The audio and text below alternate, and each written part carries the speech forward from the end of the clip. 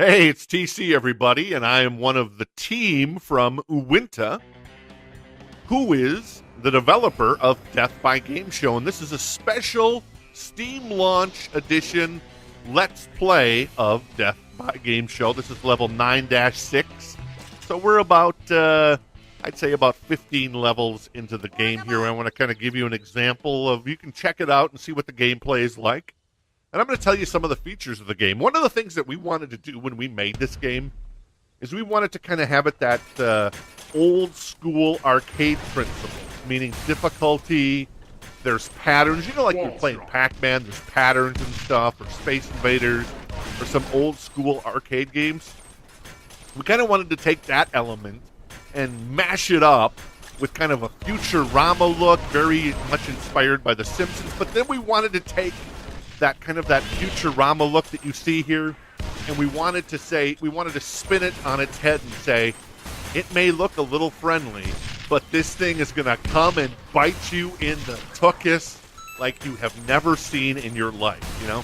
You put a half an hour into this game because it's different than anything else out there. I understand different is hard. I can pick up a first-person shooter and I kind of know what's going on, whether it's Far Cry or Left 4 Dead or CSGO, whatever you want, or I can pick up something like, you know, Broforce or a platformer, basically other platformers. Hey, I know what this is. I get it. And we could have gone down that route, and that would have been a great route. But we just wanted to do something different. We wanted to stand out a little bit. Maybe we will. Maybe we've made the second greatest game ever. Maybe we've made the worst game ever. And if you've actually made the worst game ever, when you think about it, it may be the second greatest game ever because of the fact that it would just be so hard to do, right? How could anybody know that? To quote Kip Dynamite, or Napoleon Dynamite from, what is it? I can't remember the name of the movie. What is it called, Napoleon Dynamite? I don't know. I'm mind blanking here, so that's... So the game is kind of like, it's a little bit like Plants vs. Zombies, but on Prozac, man. It is just in your face. It is firing on all cylinders. It's going to hold your hand just a little bit at the start, and then it's going to turn up the heat, and I mean it's going to turn up the heat, man. You never felt that much heat since you were grabbing the crotch of the, yeah, Zach. You know what I mean.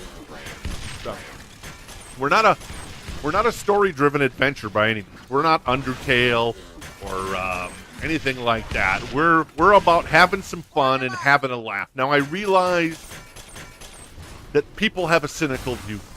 And people are like, that sucks. I gotta go back to Twitter. Exactly. I get it. You know, this isn't the game for you then if you're like one of these, it just sucks. Exactly. You got to put a little time into this bad boy, but in the end, it's going to reward you, and it's going to tickle your fancy like your fancy's never been tickled before. I guarantee. That's right. Anyway, so the game is kind of a mashup of classic arcade meets resource-based strategy and tower defense. You know, and then there's preset levels in the game as well, and those levels kind of play a little bit like a tower defense version of Worms 2D. Kind of get the idea. And, you know, each time you enter a challenge, one of the cool things is you got to gamble your stuff. Like you saw me put down I just died. Can you believe that? Savage. You saw me put down a Kent Brockman Killbot factory to add more droids so I can have more droids out there. Yes, once again, it's just kind of the droid barracks, but we wanted to kind of give it fun names, you know? And nothing says fun like Kent Brockman's Killbot factory. Quick, what is that a reference from? Come on. The Simpsons. That's right. Old school Simpsons, seasons 2 through 6. Those were the best seasons. You know what I'm talking about. Go back and watch them on FXXX. X! Exactly. So, there you go. So you enter, on the non-preset levels, you got to gamble your own stuff, man. You have to collect all of these buildings. You collect them by collecting coins, then spinning the Wheel of Misfortune. You spin the wheel. Ow! That was a damn rusted piece. I hate those things, man. They just launch at you with the barrels of bereavement. But, yeah, so you kind of got to gamble your own stuff. Like I put down a Strodehammer here, which is the big swinging thing. And it basically nails, boom! It nails Droid Strobe. And then I got a cannon mess down there, too. So I'm not going to get those back. But later in the game, you unlock Doc Peapot. Now, Doc Peapot is sexy because she can heal buildings. And what that means is you can pack these buildings up for the next level. And trust me, you're going to need them for the next level. Sometimes you got to go back and grind. In fact, I may be the best Death by Game Show player right now. If you check the global leaderboards, as we're just about to launch the game, I know that won't be the case probably here shortly, but at the moment I'm the best in the world, and I'm playing under the name Oointah. But I've had to go back and grind for a lot of stuff. And the great thing about grinding is, so I've got one X spin right now. You see that in the lower, the spinner is all tiered. It's all erect and ready for me to spin. Well, the good thing there is that if I played this level and I'd beaten it, say 4 times, I'd get 4x spin. So then I can really win some good stuff. So there you go. All right. So what else do I want to talk about? The idea, obviously, is to survive the onslaughts, earn the milestones, and destroy everything in a variety of challenges. I mean, that's what this game is all about. And you're basically trying to earn your freedom. You got 50 levels of fun. Now, if you're the best gamer in the history of gaming, if you can beat this game in, I'm going to say, I want to say 10 hours, but I'm not going to.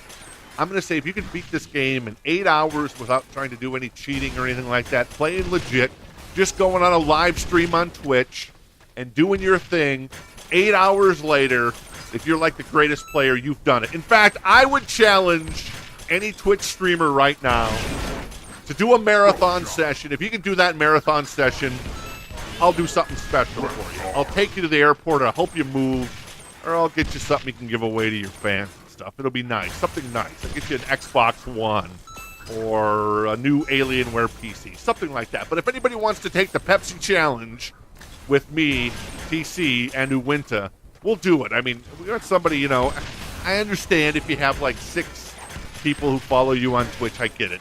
I would rather have somebody playing 60,000 people. But yeah, you go out there, you try to beat the game in 8 hours, playing all the way through. I'll provide you with the Mountain Dew or whatever your beverage of choice is. No problem. You go out and do it, man. You are the boss, man. You rule. For me, it's going to take me probably around 40 hours to beat this game. I kid you not. This is an indie game, but it's a beast. I mean, it is a beast. It is not a 2-hour game. It's not a 6-hour game. This is a game that you can put some time into. And you're gonna be frustrated at certain points, but you're also gonna love it, man, when you beat these bastards, because these bastards come hard and they come heavy, man. You know what they say, man? If you next time you show up, you better come heavy. And like Uncle June and Tony Soprano, when they're getting into it. So lots of pop culture references in the game, as I've mentioned. From Futurama to The Simpsons to Breaking Bad to Idiocracy, of course, and the Mike Judge stuff. Love it all.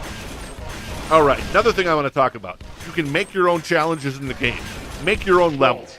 There's a level editor in the game. Once you beat level 9-7, boom, you can make your own levels, upload them to the Steam Workshop.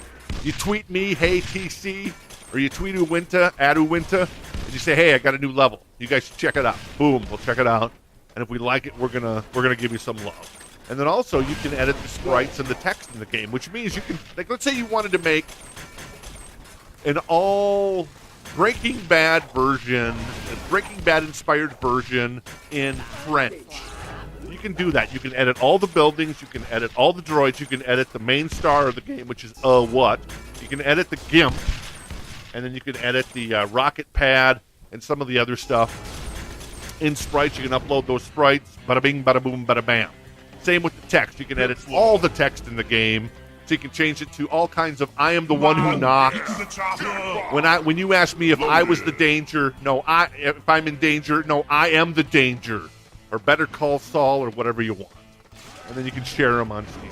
So, there you go. Plus we're doing some cash giveaways and prizes for best video screenshots.